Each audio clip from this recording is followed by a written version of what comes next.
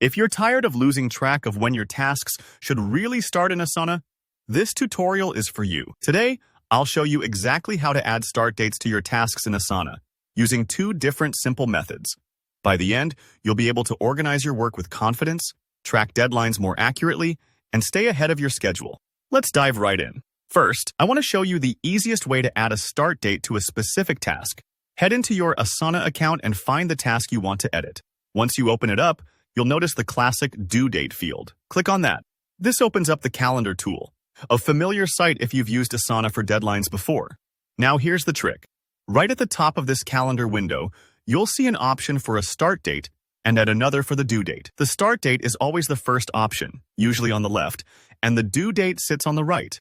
Go ahead and pick the date when you'd like the task to kick off, and then select the due date when you want it wrapped up. It's just like booking a flight where you choose both your departure and return dates. The start date marks your beginning, while the due date helps you visualize the finish line. Once you've selected both, just click anywhere outside the calendar. Don't worry, you don't need to hit a Save button here. Your changes are instantly saved, and you'll see the date range appear on the task. This method is quick and perfect when you want to set both a start and end time frame directly on a task, without changing anything else. But what if you want your whole project to have start dates front and center for every task? Maybe you work in a team or you manage multiple timelines and you want to see everyone's start dates at a glance. That's where our second method comes in. Let's add a custom start date field to your project. Start by hopping into the Asana project that needs this upgrade. It could be a sales pipeline, a product launch, or a content calendar. Anything you're managing on Asana. In your project view, which might look like a classic list or board layout depending on your preference, look for the Add Field button. Usually it's right at the top of your columns or fields section. Click here and you'll get a menu to create new fields for your project. From the options, select Date. This lets you track anything linked to a calendar.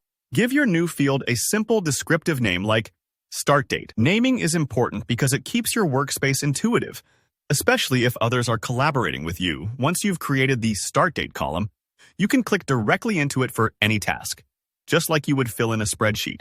Choose the start date you need for each task. This method is especially useful for projects with lots of moving pieces, where having all the start dates laid out across tasks helps everyone stay on track. Think of it like running a relay race. Everyone needs to know when they're supposed to start their leg, and this field keeps the whole team synchronized. If you hit any hiccups, don't stress. Sometimes adding new fields requires a refresh, or the permissions need a quick check. Take your time, and if you don't see changes immediately, try refreshing the page or asking teammates if someone adjusted project settings recently. And that's it. You now know two effective ways to add start dates in Asana, whether you're tweaking an individual task or building a more organized project workflow. If this helped you out, hit that like button. And if you have questions or want to share how you use start dates in your own projects, drop a comment below. I reply to everyone. Don't forget to subscribe for more tutorials to keep your productivity sharp. Thanks for watching, and I'll see you in the next video.